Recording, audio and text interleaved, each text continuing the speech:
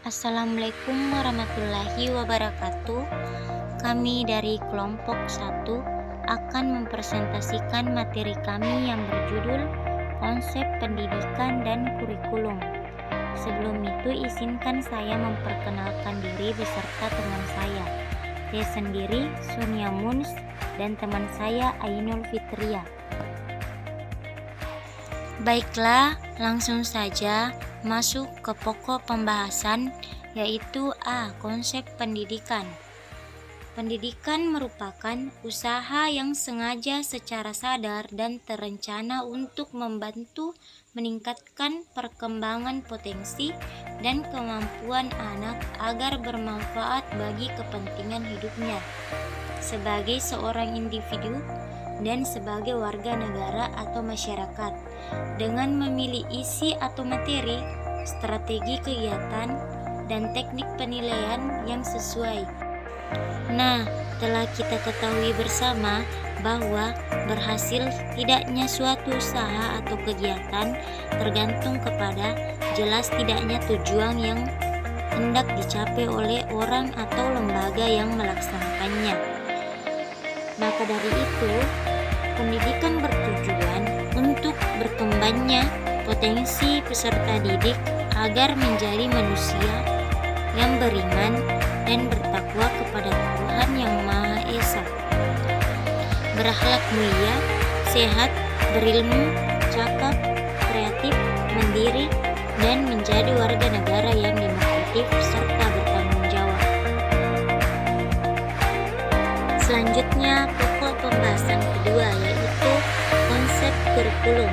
Kurikulum pada mulanya berasal dari bahasa Yunani yaitu kuriri yang berarti pelari dan kuriri yang berarti tempat berpacu. Sedangkan dalam kamus Webster, pengertian kurikulum dalam bidang pendidikan muncul pada tahun 1955 yang memaknai kurikulum sebagai beberapa mata pelajaran di sekolah atau mata kuliah di perguruan tinggi yang harus ditempuh untuk mencapai suatu tingkat tertentu atau ijazah. Konsep kurikulum yang ada saat ini selalu berkembang sesuai dengan situasi dan kondisi. Pada masa lalu, kurikulum dipandang sebagai sesuatu yang sangat sempit, yaitu sejumlah mata pelajaran, kemudian dipandang sebagai sesuatu yang sangat luas, yaitu seluruh pengalaman siswa. Kemudian pada perkembangan selanjutnya, kurikulum adalah rencana pembelajaran. Disusul pendapat yang menyatakan bahwa kurikulum bukan hanya rencana, tetapi juga pelaksanaannya. Konsep kurikulum ini harus dilaksanakan berdasarkan kondisi konsep pengembangan ilmu pengetahuan, pengalaman, keterampilan, sikap, dan nilai moral, sehingga visi misi kurikulum yang dikembangkan dapat membentuk pribadi yang kuat dan kondisi temporal dan spiritualnya. Karena kurikulum bersifat subjektif, maka ada kecenderungan bagi sebagian orang untuk mendefinisikan kata-kata yang sukar dipahami oleh umum. Kurikulum menunjukkan hasil pelajaran yang diinginkan, karena itu penggunaan Tesla yang lebih jelas menunjukkan arti kurikulum daripada daftar buku pelajaran atau bahan yang dibahas dalam pelajaran. Baiklah, saya akan menjelaskan fungsi kurikulum dalam dunia pendidikan. Kurikulum dalam dunia pendidikan memiliki ragam fungsi yang sangat menunjang terlaksananya kegiatan belajar mengajar yang diinginkan. Kurikulum tidak hanya berfungsi bagi pendidik dan peserta didik, namun juga berfungsi bagi komponen yang ada dalam pelaksanaan pendidikan. Fungsi kurikulum juga dapat dilihat dari berbagai perspektif, antara lain yang pertama, fungsi kurikulum bagi sekolah. Kurikulum berfungsi sebagai alat untuk mewujudkan tujuan pendidikan pada masing-masing jenjang atau satuan pendidikan yang pada gilirannya merupakan pencapaian tujuan pendidikan nasional. Yang kedua yaitu fungsi kurikulum bagi anak didik. Kurikulum yang telah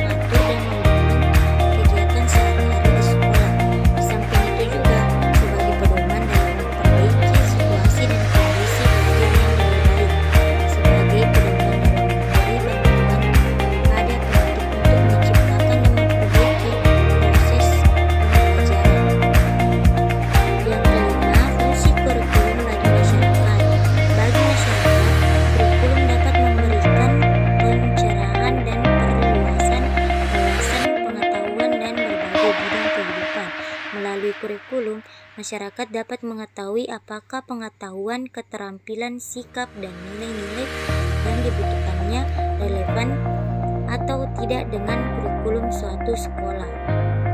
Dan yang terakhir yaitu fungsi kurikulum bagi pemakai lulusan. Dalam seleksi kerja, bentuk apapun tidak akan membawa arti apa-apa jika instansi tersebut tidak mempelajari terlebih dahulu kurikulum yang telah ditempuh oleh para calon tenaga kerja. Studi kurikulum akan banyak membantu memakai lulusan dalam menyeleksi calon tenaga kerja yang handal, energik, bertanggung jawab, jujur, ulet, tepat, dan berkualitas.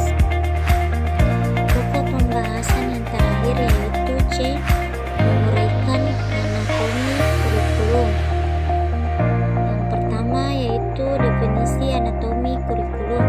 Anatomi berasal dari bahasa Yunani dari kata anatemene yang berarti memotong atau kemudian akan lebih tepat dalam pokok pembahasan ini disebut atau diartikan dengan struktur atau susunan atau juga bagian atau komponen.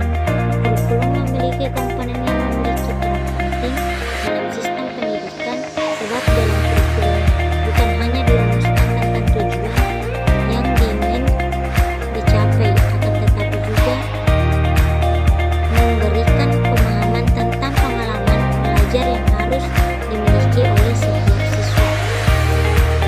Yang kedua yaitu komponen-komponen kurikulum. Suatu kurikulum harus memiliki kesesuaian atau relevansi. Kesesuaian ini meliputi dua hal yaitu pertama kesesuaian antara kurikulum dengan kebutuhan, kondisi, dan perkembangan masyarakat. Yang kedua kesesuaian antara komponen-komponen kurikulum yaitu isi sesuai dengan tujuan, proses sesuai dengan isi dan tujuan, demikian juga evaluasi sesuai dengan proses, isi dan tujuan kurikulum. Kurikulum dapat diumpamakan sebagai suatu organisme manusia yang memiliki anatomi tertentu. Unsur atau komponen dari anatomi tubuh kurikulum yang utama adalah yang pertama yaitu tujuan. Mengingat pentingnya pendidikan bagi manusia, hampir di setiap negara telah mewajibkan para warganya untuk mengikuti kegiatan pendidikan melalui berbagai ragam teknik yang menyelenggarakan dengan falsafah negara, keadaan sosial politik, kemampuan sumber daya, dan keadaan lingkungannya masing-masing. Meskipun demikian, hal menentukan tujuan pendidikan pada dasarnya memiliki esensi yang sama. Yang kedua, materi pembelajaran. Dalam menentukan materi pembelajaran atau bahan ajar tidak lepas dari filsafat dari teori pendidikan yang dikembangkan. Seperti telah ditemukan bahwa pengembangan kurikulum yang didasari filsafat klasik, pengusahaan materi pembelajaran menjadi hal yang utama. Yang ketiga yaitu strategi pembelajaran. Strategi pembelajaran yang berorientasi pada guru tersebut mendapat reaksi dari kalangan pro-resivisme yang seharusnya aktif dalam suatu proses pembelajaran adalah peserta didik itu sendiri. Peserta didik secara aktif menentukan materi dan tujuan belajarnya sesuai dengan minat dan kebutuhannya, sekaligus menentukan bagaimana cara-cara yang paling sesuai untuk memperoleh materi dan mencapai tujuan belajarnya. Selanjutnya yang keempat yaitu organisasi kurikulum. Beragamnya pandangan yang mendasari pengembangan kurikulum menunjukkan terjadinya kelemahan dalam mengorganisasikan kurikulum. Terdapat 6 ragam pengorganisasian kurikulum yaitu pertama mata pelajaran terpisah, kedua mata pelajaran berkorelasi, yang ketiga bidang studi, keempat program yang berpusat pada anak, kelima inti masalah, dan yang terakhir mata pelajaran yang menjadi pisau analisisnya diberikan secara terintegrasi. Yang terakhir yaitu evaluasi kurikulum. Evaluasi merupakan